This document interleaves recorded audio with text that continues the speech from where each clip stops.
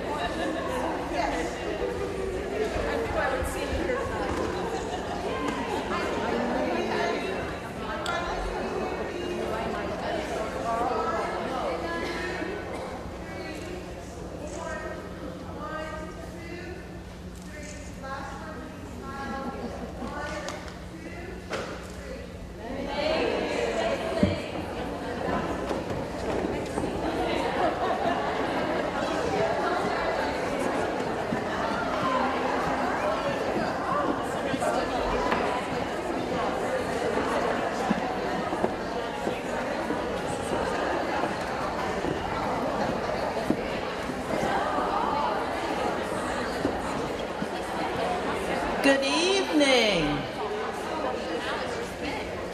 Good evening, you all.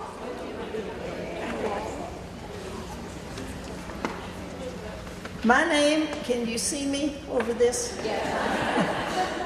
My name is Muffie Moroney.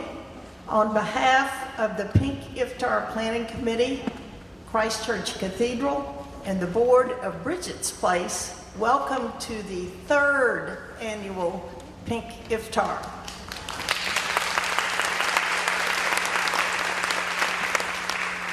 As a preliminary obligatory request, please silence your cell phones and pagers or anything else you have that makes noise.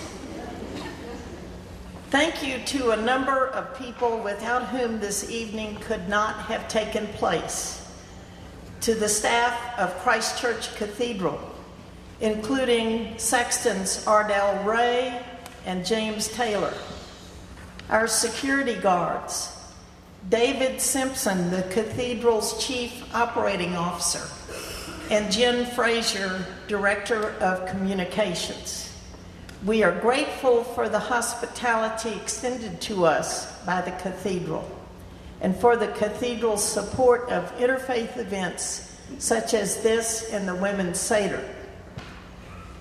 Thanks to the Board of Bridget's Place, a nonprofit organization dedicated to the development of women in mind, body, and spirit, and committed to promoting interfaith and cross-cultural understanding and goodwill.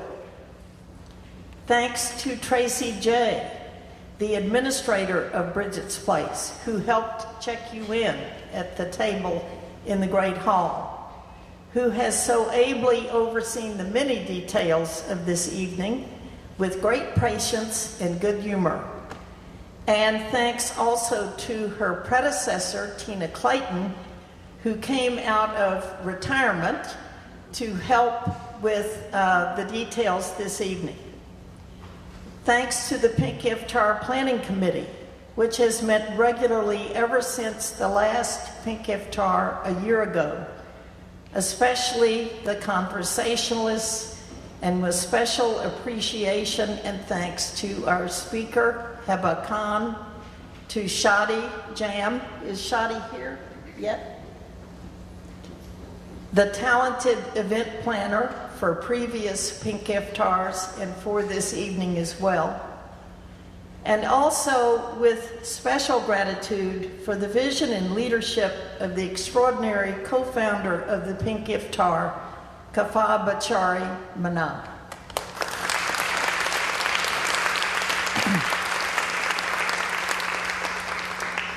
Thanks to Jose Cordova and Treebeards at the Cathedral, who have given us access to their kitchen and use of their equipment. To Art Smart, member of the Cathedral, who is video recording this event at no charge to us. Thank you, Art. To Houston Sound and Blake Sharp, who is back there waving, who is with us tonight to make sure all our technology works properly.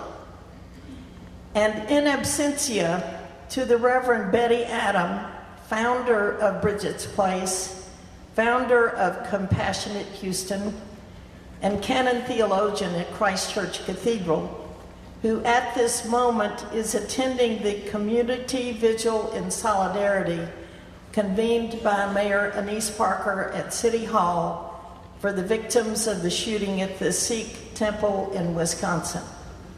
After sunset, Betty will join us for dinner.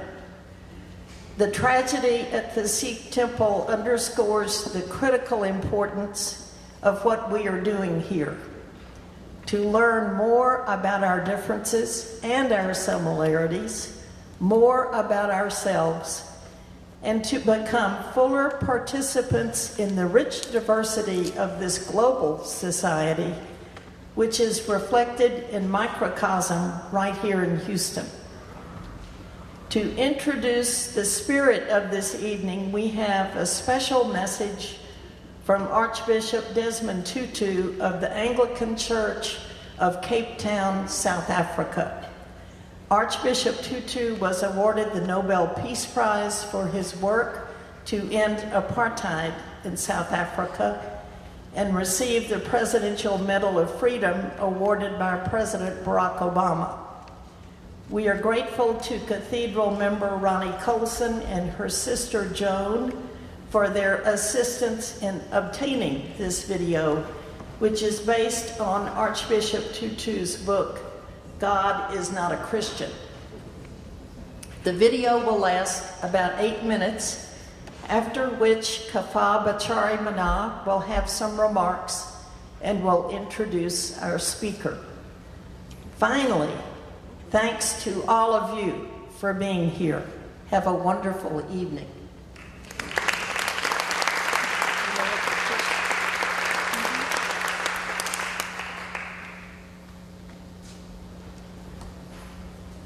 To Bridges Place at Christ Church Cathedral in Houston, Texas, and to all of you who are assembled. My name is Desmond Tutu. I send my congratulations and encouragement to all of you as you gather for this interfaith event. I'm told that Houston is the most racially, culturally, and ethnically diverse city in the United States, and your presence is evidence of that diversity. It is my hope that despite the differences you might experience, you'll be unified in your common desire to seek justice, peace, and goodwill among all peoples in Houston and elsewhere. I believe that diversity is absolutely necessary for deepest community, regardless of where you are or which groups of people you represent.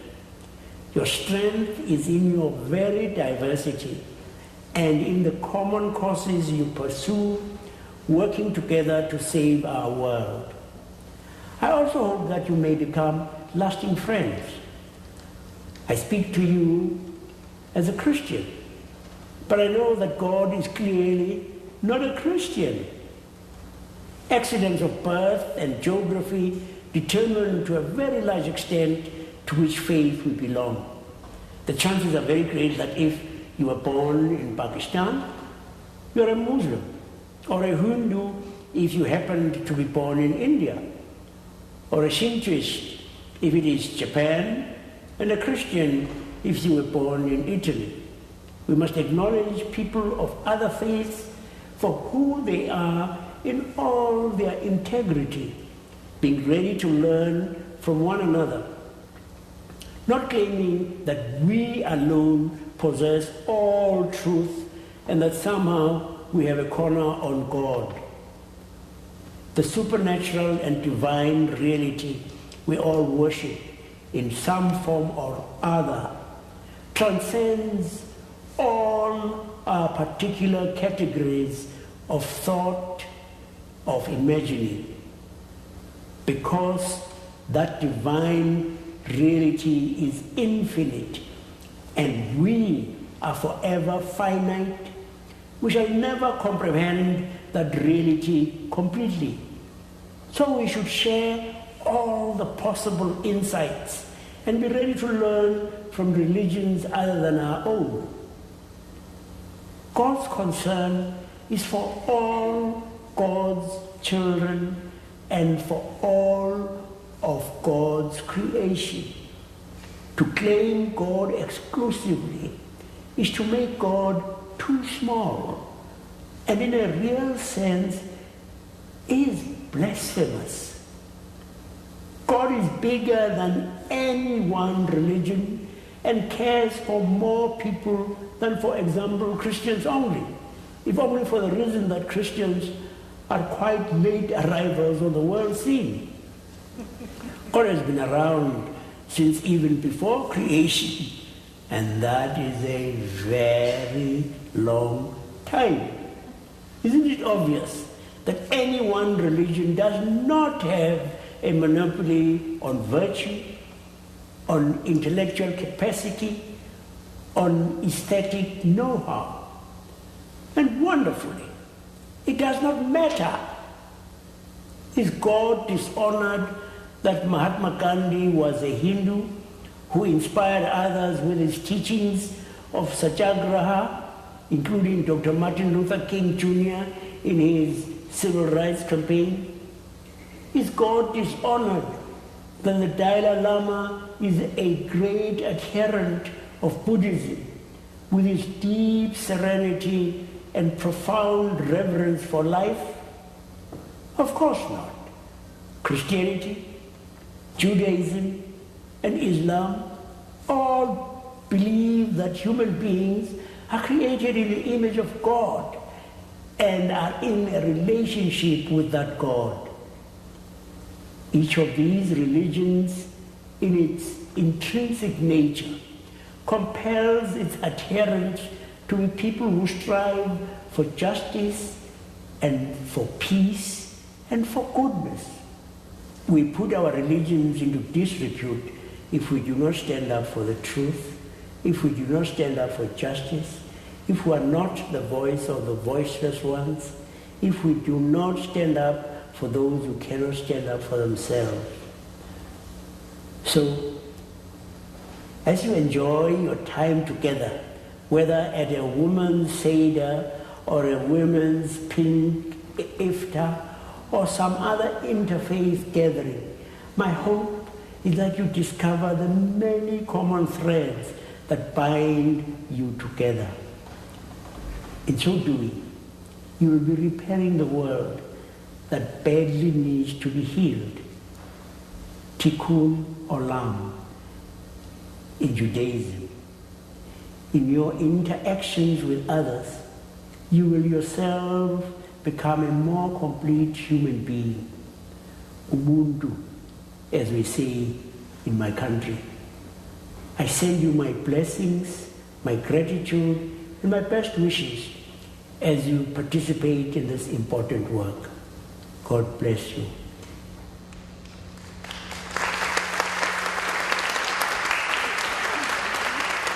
Greetings to Bridges Place. Thank you, Bishop Desmond Tutu. Okay, I think I can start. Thank you, Muffie, for your wonderful introduction. Each year at this moment, I am struck with an overwhelming feeling of love and gratefulness to all of the people that have worked so hard to make this program happen. But I am always especially thankful to one woman in particular. She is generous in spirit, funny, forgiving, and has put up with me since we were little kids. I mean, really put up with me. I used to choreograph dance routines to Madonna songs, and they were really awful.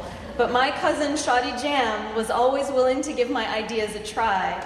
And in the case of the Pink Iftar, she was no different. She got on board the moment I told her about the program, and ever since then, she has been turning our idea into a reality. She's always ready with a smile, a completely infectious laugh, and a detailed minute-by-minute itinerary that tells everyone where they need to be. In fact, I had to put in a formal request to get her here at this time. She's one heck of an event planner, but she's also an amazing and beautiful human being. I'm proud to call her my family. I'm honored to be her friend. I am forever indebted to her, mostly because of those dance routines, but also because of a lot of other stuff. Shadi Jam, the party czar, please come up here. On behalf of the Pink Iftar Committee, I'd like to present you with a small token of our thanks.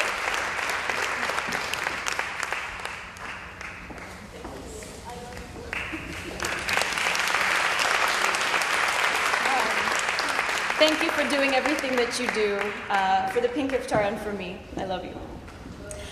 And also on behalf of the Pink Iftar Committee, I think she has to run back to work.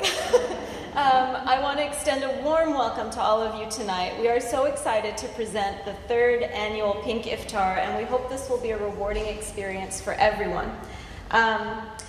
In the last week, many of my conversationalists and committee members have called to ask me if I'd be saying anything about the Sikh temple shooting in Wisconsin. And my response was to say, yes, of course, we'll say something on behalf of the committee condemning the violence and standing in solidarity with the victims and their families and standing against hate crimes.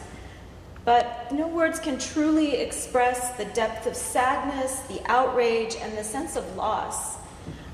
Indeed, it seems like every day brings news of new losses. And so what can I say? What can anyone say? Stop? No more? I give up? But we can't give up. That's not a viable option. So what I would like to ask for is a moment of silence, not only for those killed and injured in the Wisconsin shooting, but for everyone who is a target of violence because of who they are or who they are perceived to be.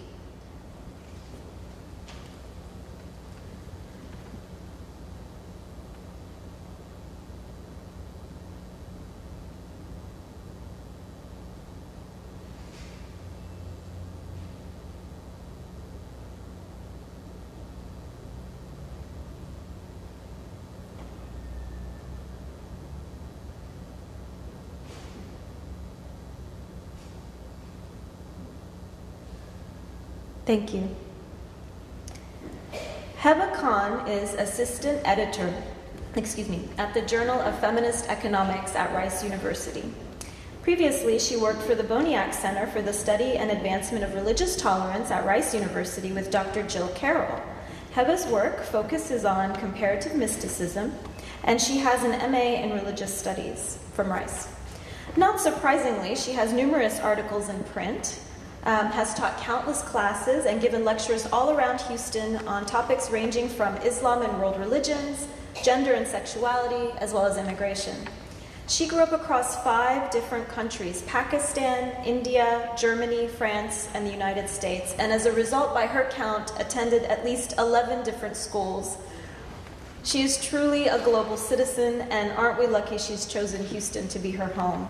Please join me in welcoming Heba Khan.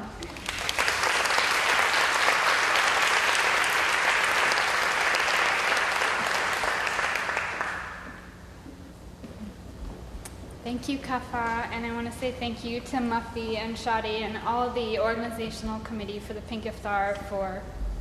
Speak up, okay. Can you hear me? Yes. For inviting me to speak. I'm really honored to be here, and I'm really excited to be part of this event, and welcome to all of you. Let me see if I can... Sorry, how do you go full screen on this thing again? F5. F.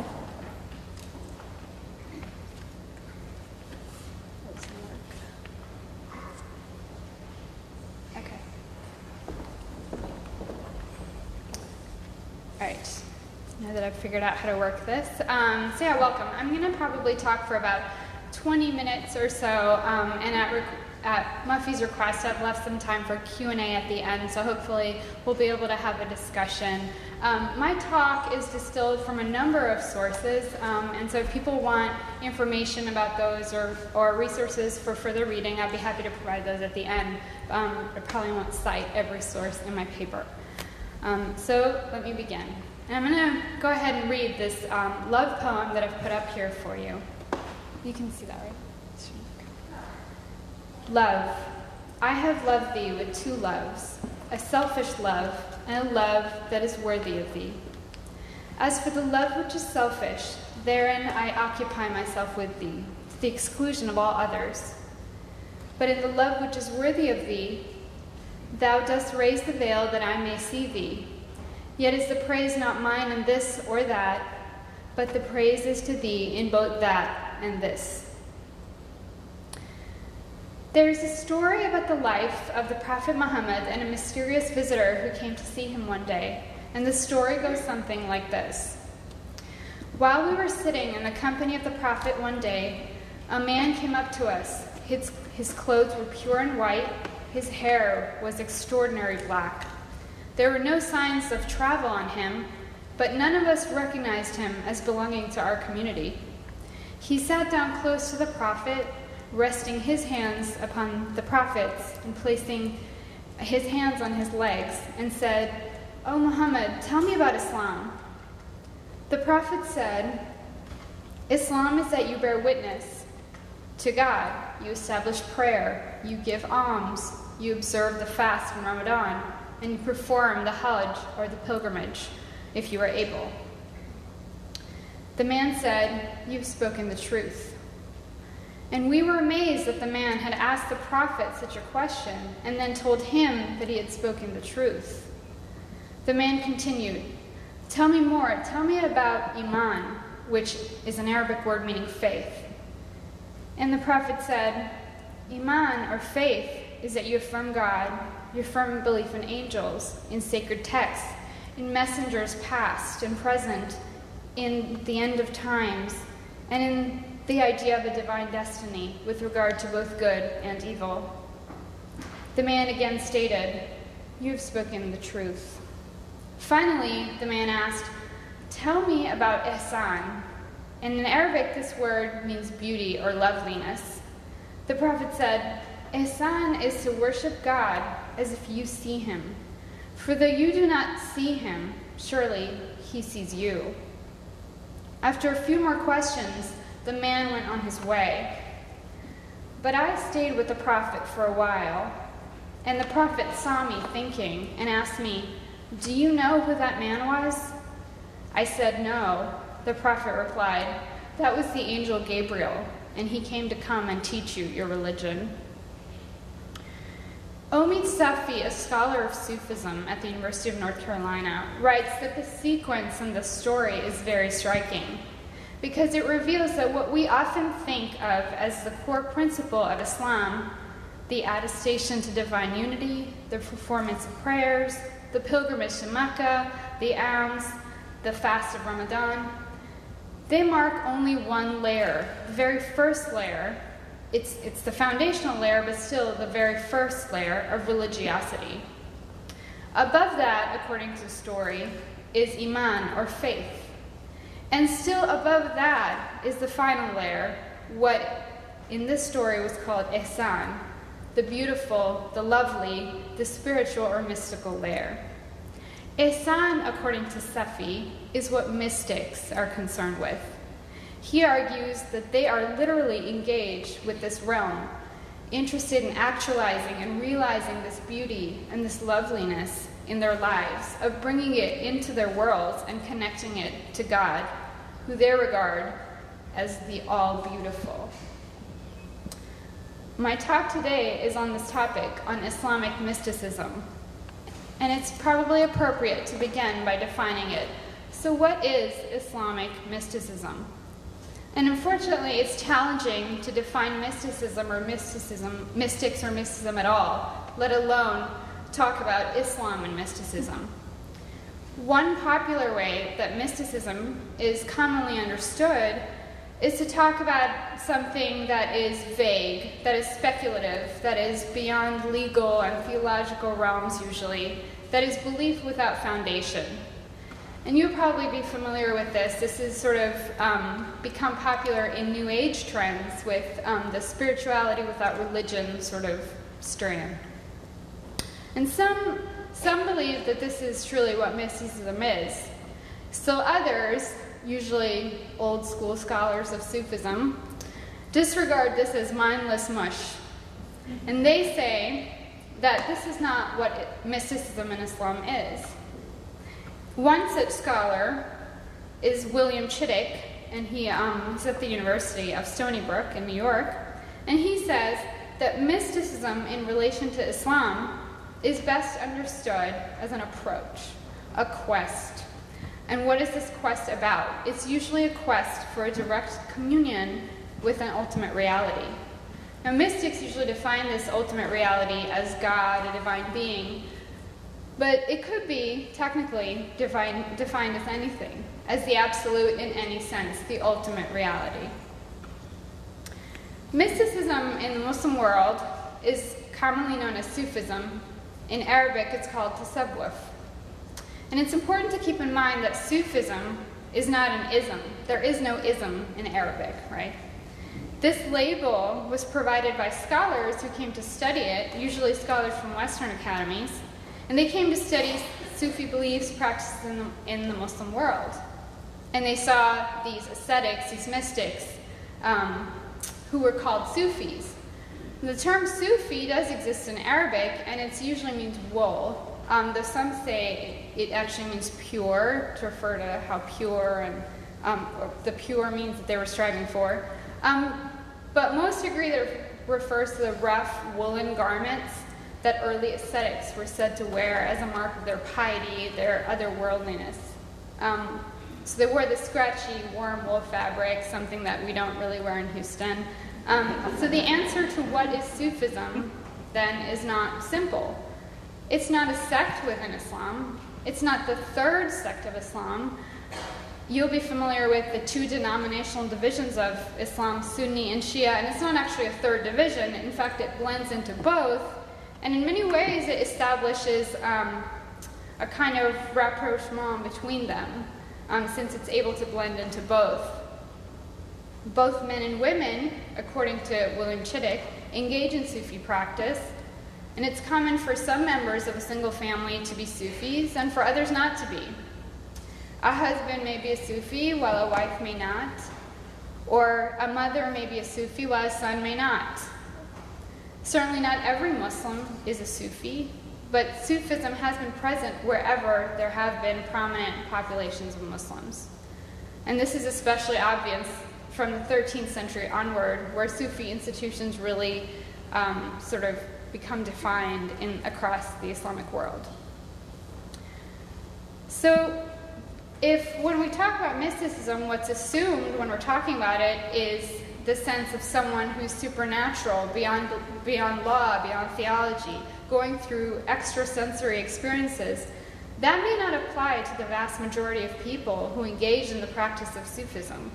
And in many ways, people who call themselves Sufi may come across as very ordinary Muslims. I'm making all of this sound much less exciting than it could be, and it sounds really supernatural, non-supernatural and dry. But I want to point out and emphasize that unlike mystical strands in other traditions, Sufism, the mystical dimension of Islam, is pretty unique in that it was a very powerful companion historically to the theological and legal arenas of Islam. Great mystics, usually men known as great mystics, were also usually masters of legal texts, great theologians, and these overlapped and bled into each other significantly. So in general, when we're talking about Sufis, we're not thinking of mystics that were cloistered in specific areas or monasteries.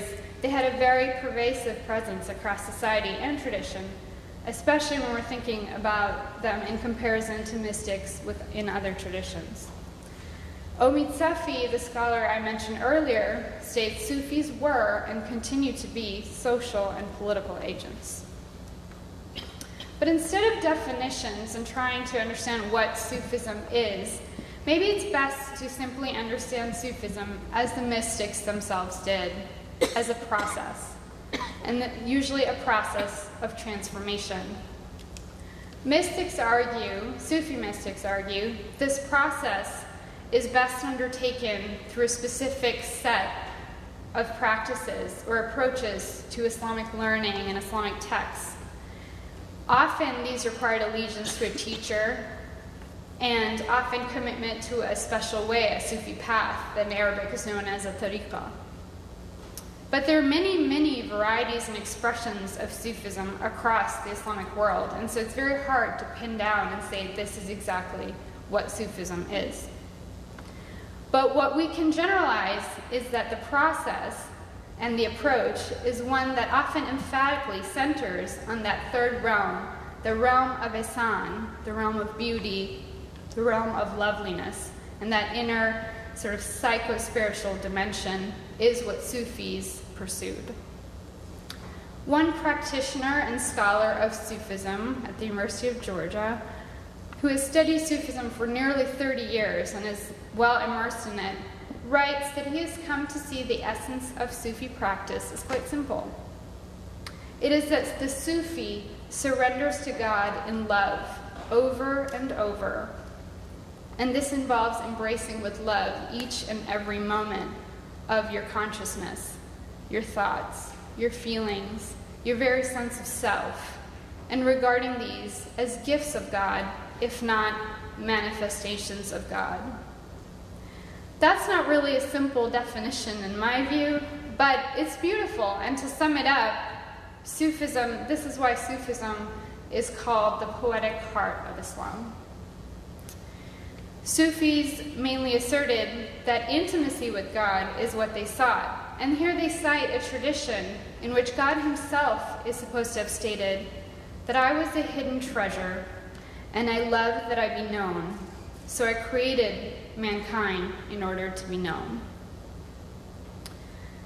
One of the most prominent Sufi figures that I imagine many of the people in this audience are familiar with is Maulana Jalaluddin Balkhi. He is known to Turks as Mevlana and to Americans as Rumi. He remains the most beloved of all Sufi poets, and his great work, the Masnavi, is perhaps the only work that has ever been compared directly with the Quran. Rumi is especially known for his love poetry, which is beautiful, and I have a short selection of it here for you. Or not. Okay. This is love, to fly toward a secret sky, to cause 100 veils to fall each moment, first to let go of life, finally, to take a step without feet. I want to talk today, though, about another very prominent Sufi figure, aside from Rumi, and one who has actually started this very tradition of divine love and Sufi love poetry. And this figure was a woman, a very famous mystic from the 8th century, and her name was Rabia al-Adawiyya.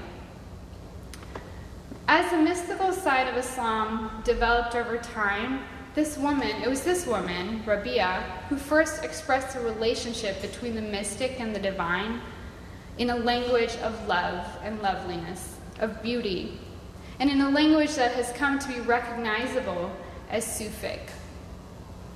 She was the first among the many mystics to speak about Sufism in this fashion, and she had a profound influence on later important Sufis and also on later European mystical love traditions. Rabia was a woman from Basra, which is a place in southern Iraq. This is why in some parts of the world she's called Rabia Basri, meaning the woman from Basra. She's said to have been born around 717, 717, and died in 801 CE.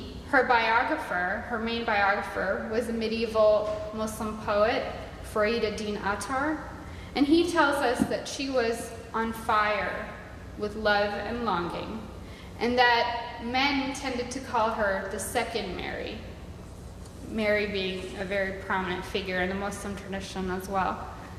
And even more significantly, that during her time and long after, she was an unquestioned authority figure among her contemporaries. One of the main authoritative sources on Rabia's life is Margaret Smith's biography called Muslim Women Mystics. And Smith writes that Rabia began her ascetic life in a small desert cell near Basra, where she lost herself in prayer every day. As far as it can be known, she never had a Sufi or spiritual teacher or director, and she never followed a path. Her inclinations toward the Sufi way and her eventual advancement on the path are said to have been completely innately derived. As I've mentioned, Rabia's foremost contribution to the history of Sufism is that she's considered the first one to have come up with and promote a doctrine that's called the doctrine of divine love.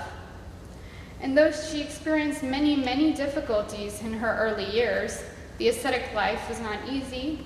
She was not from a wealthy family. In fact, she was separated from her family early on and also sold into slavery at one point. But despite these many difficulties, she sought only to love and said that one could always find love and God by turning inward. There are many, many stories about Rabia. She is such a famous figure across the Muslim world. And most point out the fact that she was actually a very rigid ascetic. It was her custom to pray all night, sleep only briefly just before dawn, and then rise again just as dawn was tinged with gold. Smith says that one of her favorite prayers, one of Rabia's favorite prayers, was the following prayer: "O my Lord, the stars are shining, and the eyes of men are closed, and kings have shut their doors, and every lover is alone with his beloved, and here I am alone with you." I have I think I messed up the slideshow. Excuse me. Sorry, could you make it go again, Kafah? How do you go slideshow? Oops. Thank you. Oh, right here? Yeah. So I have some images of her, and most of them, since she was a rigid ascetic and lived by herself, show her to be performing things and doing duties on her own. Rabia lived in celibacy and poverty, having renounced the world. A friend who visited her in old age found that all she owned were a reed mat, a small screen, a pottery jug. You can see some of those in this picture, I guess a cat too. A bed of felt, which doubled as her prayer rug. Another friend visited her once and offered to help her and get her a servant. This is when she was in her old age. To which she replied, "I should be ashamed to ask for the things of this world from God to whom the world belongs. And so how could I ask for things from those to whom it does not belong?" One of the most well-known stories connected with the figure of Rabia is about the true purpose of worship and love. She is said to have held herself to a very high ideal, worshiping God and emphasizing that this was out of love, out of pure love, and not out of any hope for recompense or a promise of reward. The story is told that once a number of Sufis saw her hurrying on her way with water in one hand and a burning torch in the other. When they asked her to explain what she was doing, she said, "I am heading to light paradise on fire, and to pour water onto hell, so that both may vanish altogether from before people, and that their purpose may become true. Many of the incidents, like the ones I've been relating, recorded of her life, many of these, the lore associated with her, especially in relation to her authority over contemporaries, involves a man, another famous mystic, called Hassan al-Basri, another famous mystic from Iraq. And he died in 728. So historically speaking, there's a little bit of a problem on the fact that they met, since when he died she was 11. But that's not really the point. So these stories feature them over and over again, talking to each other in the biographical literature. And Rabia is usually seen advising and correcting Hassan and being right, which is the point. One such story is that she tells Hassan, or she sends Hassan, a piece of wax, a needle, and a hair. And he's confused, and he says, "What is this stuff?" And she says, "Be like wax and illumine the world and burn yourself. Be like a needle and work without needing anything, work naked. And when you have done these two things, 1,000 years for you will be like a hair." Another story, and my personal favorite because it involves some supernatural stuff, is how Hassan and Rabia were near a lake one day. And throwing his prayer rug very fashionably on the water, Hassan said, "Rabia, come, let us pray here. Look, I can pray on the water."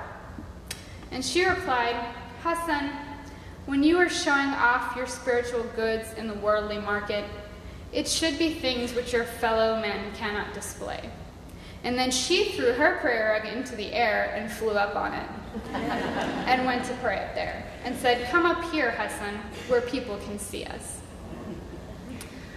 Now, he was a little bit upset by this, so seeing as how she was nice and sensing his sadness, Rabia sought to console him and said, "Hassan, what you did, fish can do, and what I did, flies can do. But the real business is outside these tricks, and so let us apply ourselves to the real business." She was pretty nice. Another story that she told to Hassan involves her describing 3 kinds of men. And again, this is all about her love and her true worship. She said, "The first kind of man is one that believes that his hands and his son's hands are all that is necessary to succeed in the only world they know, the material world. The second kind prays with his hands so that a reward will be earned with these hands in the next life. And the third kind has his hands tied at the wrist, bound with love to serve without thought of return."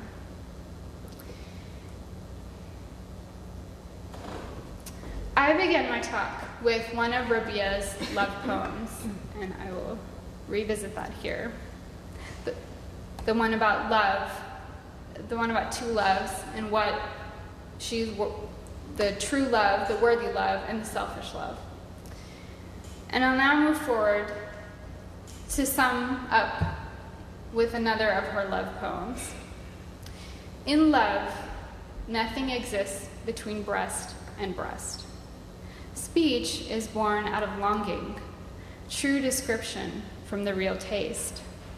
The one who tastes knows. The one who explains lies.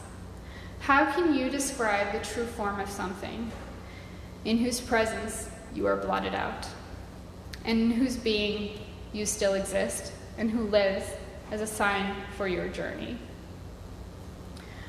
Rabia is said to have lived a very long life. She's said to have been in her 80s when she died. We don't know if this is true, but through these stories, there's something to be taken. And though her asceticism is something that I personally may find a little challenging, I like to sleep a lot, so praying before dawn, her commitment, her authority, her intensity, her poetry, and above all, her willingness to give and love is something that has been an example for centuries across the Muslim world.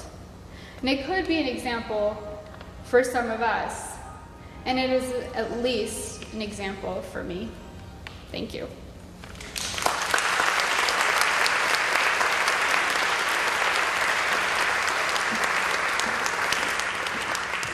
So we have, 7 minutes for questions. I invite questions.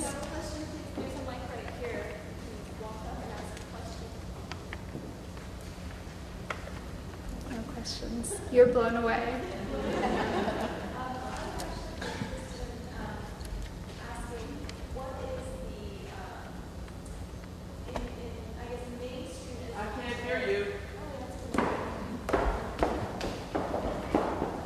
Mainstream Islam today, what is the reception and the awareness of women mystics in Islam?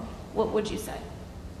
I would say, at least as far as the figure of Rabia goes, she's very widely known and she's very well respected in very mainstream traditions, and she's known across the Muslim world, which is pretty unique too.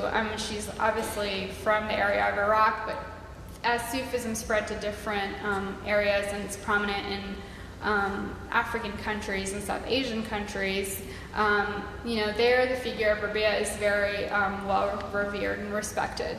So as far as her figure, she holds such high status that she's very well known. There are a number of other mystics, especially Persian mystics, that are also, I think, prominent, but maybe less popularly and commonly known, but still very much alive in the tradition. That are women, yeah. Are any alive now?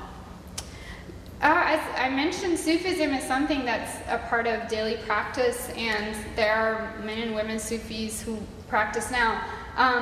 Are any Muslim women saints or to that status alive now? I'm not sure. I don't know of any, but I imagine some consider themselves as such, but yeah, I don't know. Please step forward to the microphone. We don't have a mobile mic, so you're gonna have to come up. You know what? I can talk loud. I can hear you. In terms of time, what's the relationship in time of the life of Muhammad and the life of Rabia and the life of Rumi? Okay, so in terms of time, what is the relationship between when Muhammad lived, when Rabia lived, and when Rumi lived? So Muhammad lived in 7th century, so he was born in 570 and he died in 630. And Rabia was born in 717 and died 801, so she's like a century later. And Rumi is all the way in the Middle Ages. He was born in, I think, 1200 and died in 1273. So Rumi is the furthest removed, yeah. And he was really the height of love poetry that Rabia really started.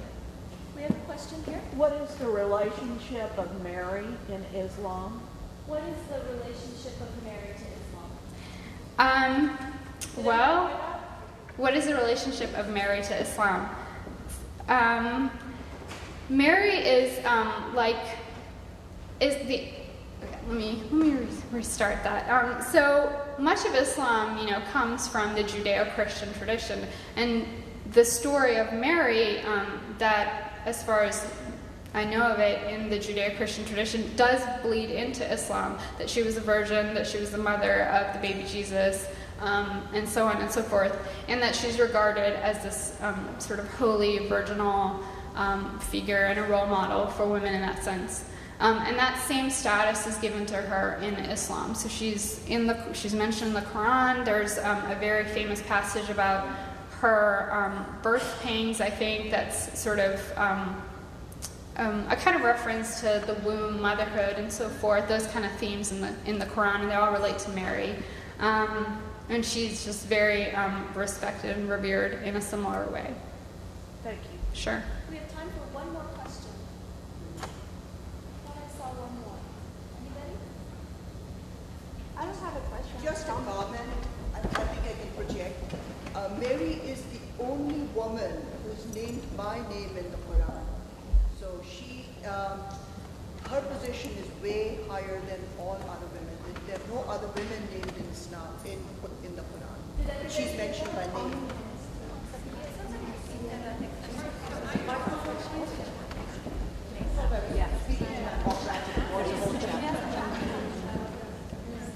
In the Quran, Mary is the only woman that's mentioned by name, and there's a whole chapter devoted to Mary. No other women are named in Islam, so Mary enjoys a very, very high, elevated position in Islam. Thank you. Nisha, did you want to say something? I actually have a comment regarding Rumi. He's actually, all his poetry was in Persian, in Farsi, and he's actually Persian. Muhammad Jalaluddin Balkhi Maruf Babuni. That's what it's called. So he's not Turkish. Well, he's well loved, so people like to claim him. He did go and live. He traveled widely, and he died in Turkey. He died in Konya, Turkey, so I think that's why he ended up becoming associated with Turkey.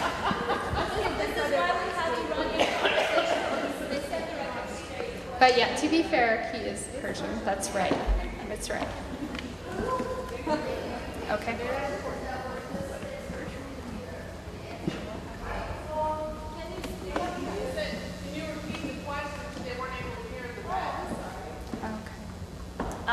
The comment here by our conversationalist Neshat was that Rumi was actually a Persian. He wrote in Persian and that he was born in Iran, what is now Iran. Did anybody else have a quick comment or question? We have 30 seconds until it's time to call the prayer. Okay. I'll make a few comments afterwards, so just stay tuned.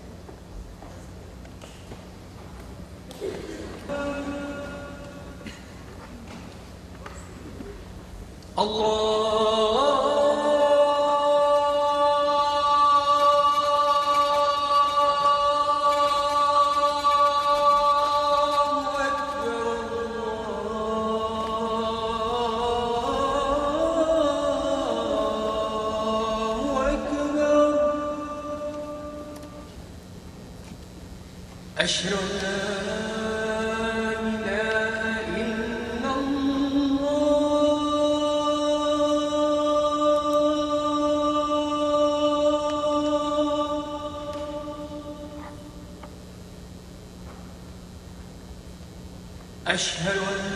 لا إله إلا الله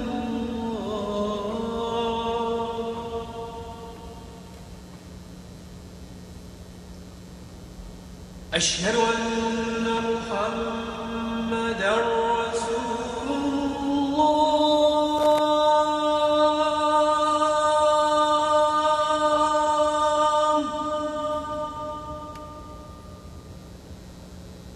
أشهد أن محمدًا رسول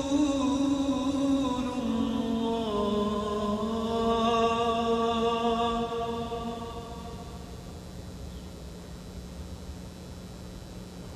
حي على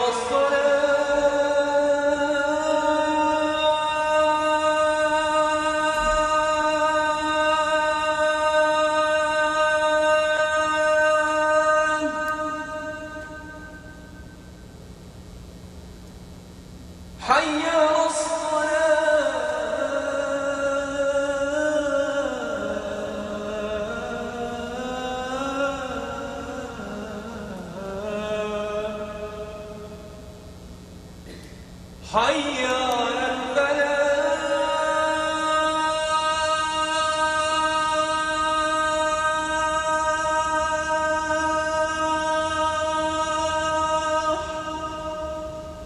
حي على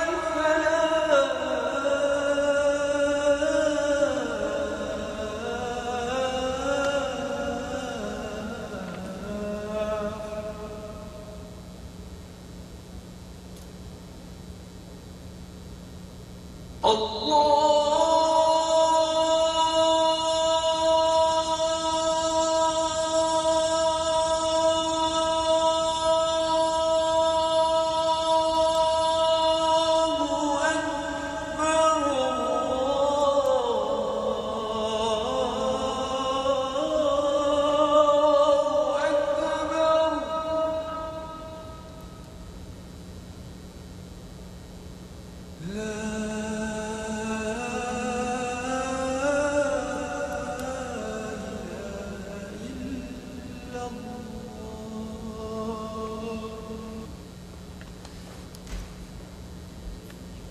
Thank you. That was beautiful. Fasting women, if you would like to exit first, you may. There should be a volunteer here to take you past the restrooms in case you need to visit the restroom, and then to the prayer room where there is a date station, a station to break your fast. Women who wish to break the fast in solidarity are welcome to do so. There will be 2 date stations, one in the back of the room for women who are fasting, and the one in the front is for women who are just interested in trying out the dates. Others are welcome to proceed directly to the Great Hall. Please find your table and serve yourself from the buffet. Please do yield to women who are fasting on the buffet line. There is a separate line for women who are fasting. Please let them have priority there. Thank you very much for your attention. And we can all proceed to the next room. Is there a volunteer in here? Where is my volunteer? All right, I will lead you to the prayer room.